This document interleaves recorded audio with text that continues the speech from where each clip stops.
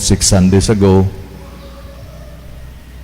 si Jesus nagpanaw gikan sa Galilea padulong sa Jerusalem. It's about 84-86 kilometers. O kining maong panaw, this was the last trip of Jesus from Galilee to Jerusalem, aron sa paghimo niya ng pagsaulog sa Passover meal nga iyang gihimo matag tuig.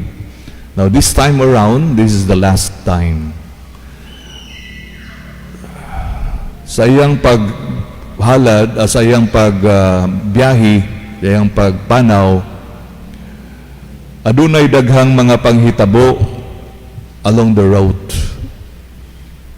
Usa niya na atong hinumduman mga 4 Sundays ago, 5 Sundays ago, may usa ka batanon o dato nga miduol ni Jesus while they were journeying, nga miduol kaniya mingon magtutudlo, mayong magtutudlo unsa may akong buhaton aron makasulod sa gingharian. And then Jesus said, okay, just do this, do that. Hibaw man ka, kay Hudiyo man ka, just do what the Jews are supposed to do, which is the Torah, no, the 10 Commandments. Umingon siya, ako naman ang gibuhat, Ginoo. Unsa pa may lain? Umingon ang Ginoo, okay, uli. Unya, ibaligya ang tanan nimo ang kabtangan ug ang halin ihatag sa kabus, and then balik diri og sunod kanako. And then what happened was, ang maong batanon, huy-huy nga baga ning uli ug wala mo sunod na Jesus. Nganuman tungod kay dili siya makabuwag sa iyahang kabtangan, dili siya makabuwag sa iyahang katigayunan. Iyang nahuptan pag-ayo, attached kayo siya sa iyang katigayunan. And then another Sunday, may duha ka magsuon nga miduol kang Jesus. Umingon, Ginoo, among gibiyaan ang tanan, ginikanan, among panginabuhi, ug bisunod minimo. Ug maghari na ka, ayo biya mi kalibti ang usa maglingkod sa tuo, ang usa maglingkod sa wala. Of course, these were the apostles, si Juan ug si Santiago, no? And then nasina ang uban, nangasuko ang uban kay probably they had the same idea, they had the same intention nga moduol ni Jesus. Naunhan lang sila, no? Naunhan lang sila. And then daghan pa nga mga incidents, mga bilagrong gihimo niya, and then finally ning abot sila dito sa entrance mismo sa Jerusalem, and that was the Sunday. It was a Sunday. Mao na ang atong gisaulog nga Palm Sunday, no? So this is the last week of Jesus. Niabot siya dito sa Jerusalem, unya anang pagkagabi dito sila ning puyo sa Bethany. Ilang gipuy-an, ilang higala nga si Maria, si Marta ug si Lazarus. Ang Bethany is just about 2.4 kilometers. So sayon ra nila nga lakwon from Bethany to Jerusalem. The following day, Monday, din man padung sa Jesus, ningadto siya sa Jerusalem, nimbalik sila sa Jerusalem, and then they went straight to the temple, house of his father. Ug nasayod ta unsay nahitabo sa templo, iyang nakita nga daghang mga mangingilis ug kwarta, daghang mga mananap, daghang negosyo, iyang gihinluan, iyang gipalayas, iyang gilimbuad ang mga lamesa, and he cleaned up the house of his father. And then uli sila balik dito sa Bethany pagkaugma, following day, which is the longest day actually sa the whole Gospel of Mark. And by the way, there are 661 verses sa Gospel of Mark. And you know how many verses are dedicated to just one day? So sa lang kaadlaw, gidedicate 17.4% of the total verses, which is about 153 verses just one day. So anha makita nato diha na focus ni Mark ang iyang narrative, yung narration about the life of Jesus diha mismo sa usa ka adlaw nga mao'y atong gisaulog karon nga gospel, no? So on that Tuesday, no, that happened after Jesus cleaned up the whole temple. The following day, himbalik siya sa templo, and the first nga nahitabo was a confrontation between him and the elders and the Pharisees and the authorities of the temple. Gingnan siya, on whose authority were you doing that?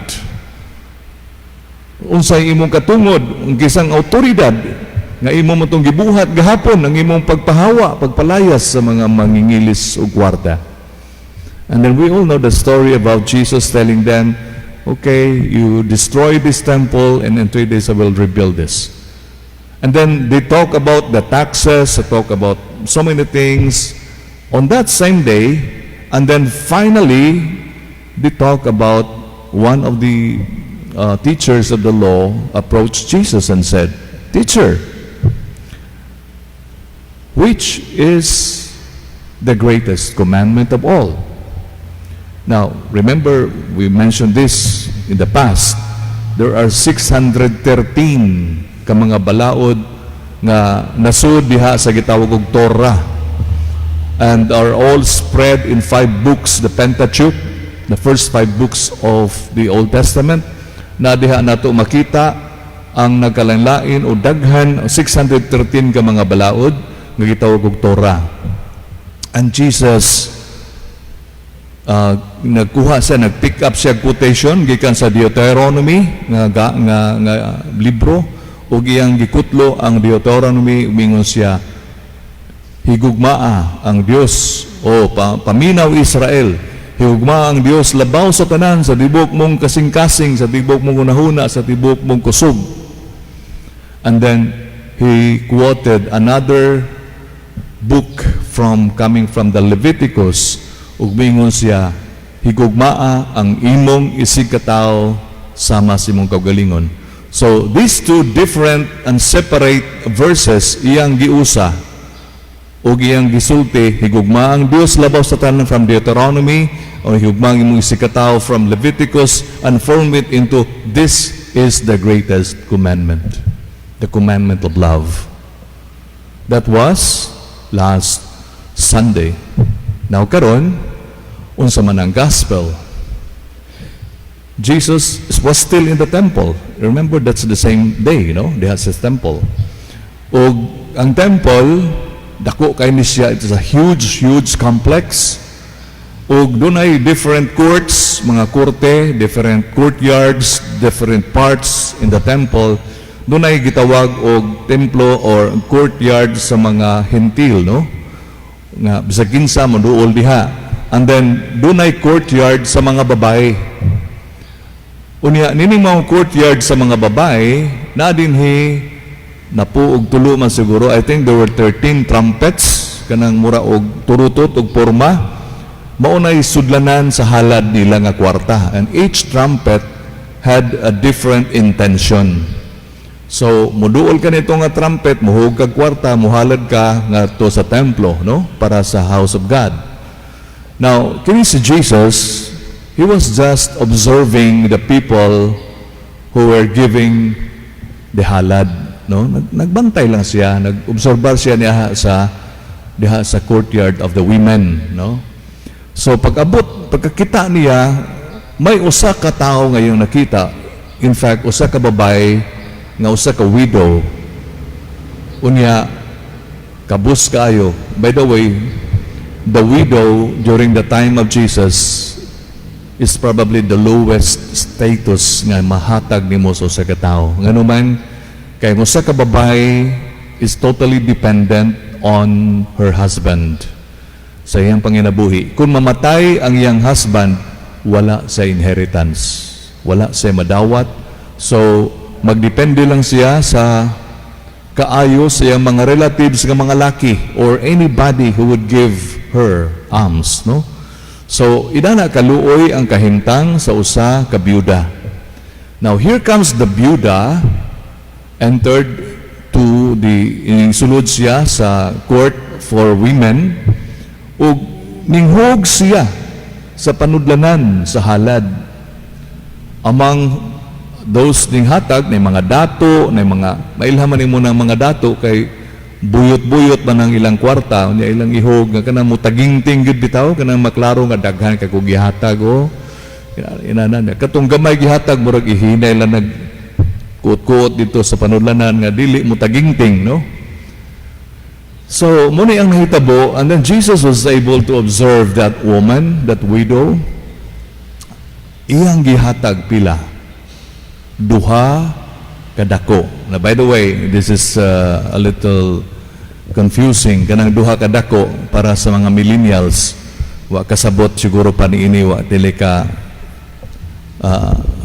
kakita og usa kadako, no? Para nato nga mga nanay edad, unsa man ang usa kadako. Ang usa kadako was 1 cent, no? Nga dako na siya. Gitawag nag usa kadako tungod kay dako nga usa 1 cent. Mas dako pa na ka sa 10 centavos, 25 centavos, no? So, what is the value of that? Now, according to the Bible, sa Septuagint, sa Greek Bible, ang gihatag sa babay sa maong widow was a lepta, which is plural sa lepton. Dili lepton nga T, kundi Lepton, lepton, meaning copper coin, which is the lowest denomination of the money in circulation at the time. Ug ang value was the lowest value. So meaning pinakaubos nga value, pinakagamay og value nga kwarta, mo ni gitawag og lepton.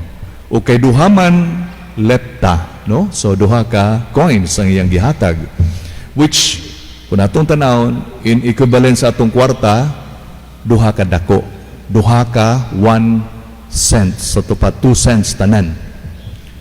Now, mo ni gihatag sa mao nga widow. And then Jesus called his apostles. Dali mo. Ug iyang gisultian ang iyang mga apostoles. No? Ningon siya, labaw pa sa gipanghulog sa uban ang gihulog nining kabus nga byuda. Kay ang uban mihulog sa sobra sa ilang bahandi. Apan siya, bisan sa iyang kakabus, mihatag sa tanan nga iya. Gihatag niya ang tanan nga iyang gisaligan nga mabuhi. Okay. Kung imong i-measure unsa kadako ang imong gihalad, it is not about how much money ang imong gihatag, the cost, the amount of money. It is more on how much remains with you. How much remains with you. So, ang kana kunong measure sa paghatag nimo, magisgot kag unsa kadako ang imong gihatag, dili amount, dili pila ka peso, pila ka thousand, pila ka million, dili, kundili pilay nahibilin nimo. Example, naay usa ka tawo nga dunay 2,000 iyang kwarta. Unya dunay usa ka makililimos nga ning duol niya. Mihatag siya og 1,000. Pila man na ka percent iyang gihatag o pila may nahibili niya? Pila may nahibili niya? 1,000. So 1,000 is how much percent sa 2,000? 50%, right? Okay. So 1,000 ay ang gihatag na nahibilin nga 1,000 niya. 50% iyang gihatag, 50% ang nahibili niya. So bahin silang duha. And here comes another one, ayang kwarta 500. And then dunay miduol nga nagpakilimos ug iyang gihatag 500. Mangutana ko, kinsa may mas dako og gihatag? Katong A or kaning si B? Si A wato ning hatag 1,000, si B ning hatag 500. Kinsa man nilang duha ang ning hatag og dako nga amount ngadto sa nagpakilimos? Si A. Natural kay 1,000 versus 500. Pero that is not the real and the correct question. The correct question is, pilay imong gihatag? Dili pilay iyang nadawat, or more or less the same ra gihapon. Pero we are now talking about different level of value. We're not talking of the value which is amount. We are talking here of the value of the money of the giver, no? So, kinsa may dakog value in terms of nahibilin nga imong gihatag ngadto sa usa ka tawo. Si A, ang gihatag is only 50%, nasa 1,000 nahibilin.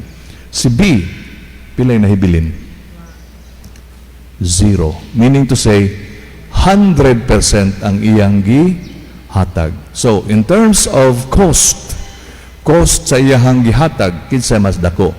Dako rin si B. Nganuman, kay 100% ang iyang gihatag versus 50% nga gihatag sa usa. So, ang kwenta sa Ginoo is not the amount, kundi the value of the one giving. What is the value? 100%. The other one is 50%. Mga kaigsunan, ingon niya na ang nahitabo sa gospel. Now, let's go to the first reading. Ang first reading was taken from the book of Kings. Unsa man ang istorya sa first reading. And by the way, this happened in Sidon or Sarepta, karon present-day Lebanon, which is outside Israel. Meaning to say, dunay usa ka widow didto anang maong syudad. Kay taga Lebanon man siya, dili siya Hudeo, no? Usa ka hentil, usa ka dili Hudeo. Kining maong babae, kining maong widow, kuyog sa iyang anak, nangulikta og mga firewood. And at that time, there was drought, there was famine. Dunay huwaw, ug dunay gutom. And in fact, katong maong widow were down to the last portion of their food. So, katapusan na lang to nila nga portion sa ilahang pagkaon, mao na nag-andam sila og kanang sugnod, kay magluto sila og human nila lutuon katong katapusan nga portion nga hinabili nila nga sa kakumkum nga harina o gamay nga lana, ining kahuman ilang kanon, human ni ana wala na. They will just be waiting sa ilang kamatayon matud pa sa tigulang. Now may usa ka tao, ang pangalan niya si Elias, usa ka propeta, miduol sa babae ug mingon, manang tagay kog tubig. Unya mingon pag siya, pakapinipod og torta, cake or pan. Mingon tao ng tiguang, wala namang ko'y pagkaon, wala man ko'y pan. Ang naana ko, usa na lang kakumkum nga harina, o gamay kaayo nga lana, nga igo ra gyud na namo, ug sa akong anak. Sayod ang Ginoo, mao na lang ni among katapusan. Sa iya pang sangpit ang Ginoo nga witness, no? And then Elijah said, just go ahead. Sige lang, tumana lang akong hangyo. Udaha og himo og pan para nako. And then human ako, paghimo og para imog sa imong anak. Kay miingon ang Ginoo, mo na niyang saad, nga dili ka mahutdan og harina og lana hangtod matapos ang gutom ug huwaw. Ug tuod man ang maong widow nagluto, nangaon sila, and then she checked again the container. Lo and behold, puno gihapon ang iyang sudlanan sa harina, puno ang sudlanan sa iyang lana. And then it went on and on and on and on until the end of the drought season, until the end of the hungry season, and nabuhi sila. What happened?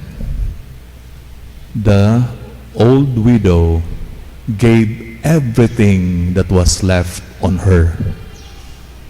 Iyang gihatag nga way pagpanuko, unsay nahibili niya. Now, connect it to the gospel karon. Another widow, another 100% giving up. Why pagpanuko, mikuot siya. Di ba kasagaran mga babae, mga tigulang, asa ba nila tagui ang ilang kwarta? Ilan ang iputos og panyo, unya iarpiler diri sa ilahang dughan dapit, no? That means, nganong sa dughan man? Because this money is dear to her. Dako kay niya, mao ni iyang wealth, mao ni iyang katigayunan, close to her heart. Unya usay gibuhat niya, iyang gitangtang, iyang gikuha, and everything that she had, she gave freely. Exactly the same to what happened in the first reading. Okay, leave it at that. Mubalik ta sa gospel 4-5 Sundays ago. Kadtong dato nga tao. Giingnan sa Ginoo, lakaw, ibaligya ang imong katigayunan, ang halin ihatag sa kabus, o niya balik diri sunod kanako. What did he do? Unsa may gibuhat niya tong dato? Wala siya makahatag. He did not even a part of his wealth. Wala. Nganuman tungod kay he was so attached to his treasure na pilit siya, nalangsang siya sa iyang treasure. Dili siya makadetach himself from the treasure. So mo nang magulanon siya nga mibiya, kay di siya gusto nga mubiya sa iyahang katigayunan. Now contrast that with the two widows. Walang-wala, but totally whatever something that was left on them, they readily gave up para sa uban. And of course, gitagaan sila grasya sa Ginoo. No? So, that is something to meditate upon, to reflect on. No? Now, I'd like to give another story. There was this usa ka tao nga gitagaan og golden bowl. Kanang panaksan nga made of pure gold. Gihatagan siya niini nga pure gold nga panaksan. Okay, on that night, iyang gibutang ang panaksan diha ibabaw sa iyang lamesa. Ug higda siya for the night. But before siya makatug, nakabantay siya kasikas. Ug lo and behold, iyang nakita dunay usa ka tawo nga nagmaskara nga gusto mukawat sa iyang panaksan nga bulawan. So what he did was, he stood up, iyang gikuha ang bowl, o iyang gitawag ang tao. You want this? Gusto kanini? Okay, dali. Ako ning ihatag nimo freely. Right there and then, iyang gihatag. Ug ang tao, excited kayo, gilab ni dayon ang maong panaksan, og ning turatoy ug lakaw. However, early in the morning, there was a knock on the door. Og ning mata ang tao, ug may tan-aw kinsay na diha sa iyahang pultahan. Lo and behold, the same guy that came in the night before. This time around, nagdala siya sa golden bowl. Ug iyang giduol ang kadtong tao, umingon siya, "Sir, akong giuli nimo kining bowl. Plus, doon na po ko'y request." Nahibong ang tao, mingon siya, nga naman, ugon sa may imong request. Mingon ang tao, "Abi nimo, ninganhi ko, kagabi, kakabus kayo ko nga tao. Muna nga, gusto ko mangawat, kay wa ko'y aho. Pero, sa dihang imong gihatag naho, ang golden bowl nimo freely, you know what? I felt even poorer. Mas feeling na ho, mas kabus ko sa dihang ahong gidawat ang imong bulawan nga panaksan. I want to regain my dignity ahong ibalik nimo. I don't want to be feeling so poor because you gave me this bowl. So yang giuli, and the second, and the request niya mauni, na ako'y request, unsa man, tudlui ko, how were you able to give it to me so freely, without attachment? You were so freely giving me the bowl nga murag para nimo it was an abandonment of everything. Sige, kuha, imo na. Please, matud pa niya, teach me how to do that. Mga kaigsunan, I think that is the kind of request that we need to request the Lord. Nganuman, a lot of times, and a lot of things that we have, we possess, we own, somehow, di ta gusto mo part away. Di ta gusto nga mawa nato. Naiuban, bisag unsa kadaan, sapatos, sinina, di gyud i-part ilang taguan, no? Bisag nagtapon og na daghang sinina, nagtapon og daghang kwarta, daghang anything that is too much, and yet you don't want to share. That is the request, no? Moni ang nindot nga request, Lord, teach us this what we call detachment. How to detach ourselves from these so-called treasures. No? Aron sama sa mga widows, we would be able to freely give everything to God. Everything. Now, remember, talking about everything, this would bring us back to last Sunday's gospel. Unsa may gospel last Sunday? Which is the greatest commandment. Unsa man ang greatest commandment? Love God with all your heart, with all your soul, with all your strength, with everything you have. So, kinsa tong imong tagaan sa all, everything is your God. Now, kung imo nang ihatag ang imong all, energy, time, everything, para sa pagkuhag possession, pagkuhag wealth, madato ka, magamhanan ka, position in society, gahom, influence, you do everything, then these are your gods. Kanang imong God nga tinuod, ngan lang na, ang imong real God is ang imong gahom, ang imong kwarta. Sama ka sa kadtong batanon nga moingon, gusto ko makabaton og kinabuhi nga way katapusan, pero dili ko mubiya sa akong katigayunan. So mga kaigsunan, and this has been my principle all the time na akong i-share, nakadungog na mo so many times ka nang moingon, give until it hurts, di ba? Para nako, I don't know unsay sakto para ninyo, para nako dili na Christian. Para nako, what is Christian is give even if it hurts. Kay mo yung ka give until it hurts, meaning ang interest ra kong ihatag ang kapital wa kay labot, ha? Ako ni, this is for me. Ang imo kadto lang interest. Pero ang Christian is everything you give. Love of God, give everything. Mauna nga, in the Old Testament, doon ay gitawag tithing. You have heard, yung nakadungog na mo ng tithing, gismos, no? Tithe. Coming from the word tenth, which is 10% of your income, ihatag nimo sa Ginoo. Now, lo and behold, it's not anymore in the Vatican II. Wala na tithing sa Vatican II sa atong simbahan karon. So for those of you who are still doing tithing 10%,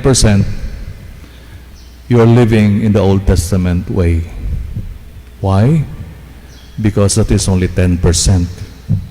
ang gisulti sa Ginoo, not anymore 10%, kundili love God with all your heart, with all your soul, with all your strength. All. So mangutana ta, how much do you owe God? Do you only owe God 10%? No. You owe God everything of your life. So when you give to God, give everything to God. Not 10%. Mauna nga, if you notice, in the churches, walay gismos o walay 10% nga kolekta ihatag. Wala. Gihimo lang na sa mga movements, sa mga organizations, nga they thought that is doing favor to God.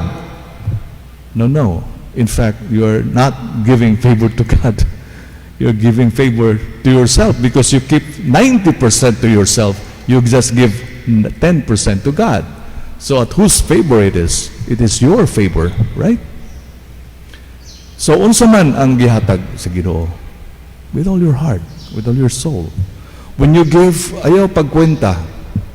Ayaw. Muna nga, dunay love offering. O love offering. Now, I think the CBCP church sa atong Philippines is now going into this, no? Wala na nang mga pamisa ka o kanang bunyag nga mobayad kag pila, kasal ay pila, tangtanguno na siya. I don't know, ang uban nga mga diocese nagpadayon pa niya na. Pero the intention is just offer, no? How much you offer to God. So, muna mga kaigsunan, no? Think about this. It is not the amount you give. It is the cost of giving. Is it 50% or is it 100%? Nagatuo kami sa